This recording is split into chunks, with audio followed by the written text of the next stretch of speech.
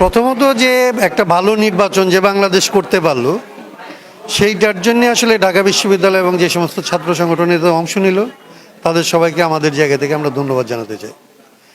আর ছাত্র শিবিরের যে বিজয়, এই বিজয়ের অনেকগুলো কারণ আছে। তার মধ্যে একটা ব্যাপার আমরা মনে করি যে ছাত্র শিবির এই সময়ের মধ্যে সবচেয়ে সংগঠিত সংগঠন।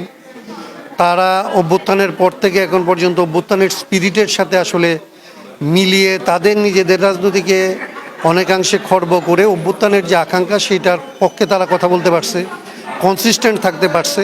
কিন্তু যারাই অভ্যুত্থানের মূল নেতা হিসেবে নিজেদের দাবি করছে তারা অভ্যুত্থানের সাথে সঙ্গতিপূর্ণ রাজনীতি, সঙ্গতিপূর্ণ সংস্কৃতি, সঙ্গতিপূর্ণ ধরেন যে চারিত্রিক বৈশিষ্ট্য সেগুলি রক্ষা করতে পারে নাই। তো স্বাভাবিকভাবে, এবং তারা শিবিরকে তাদের প্রতিপক্ষ বানাইছে, স্বাভাবিকভাবে ওই যারা করছে অভ্যুত্থানের নামে, যারা আসলে অভ্যুত্থানের বিরোধী রোলটা প্লে করছে, তাদের প্রতি ক্ষোভের একটা বহিঃপ্রকাশ ঢাকা বিশ্ববিদ্যালয়ের ছাত্ররা শিবিরকে ভোট দিয়ে সেটা দেখাইছে বলে আমার ধারণা।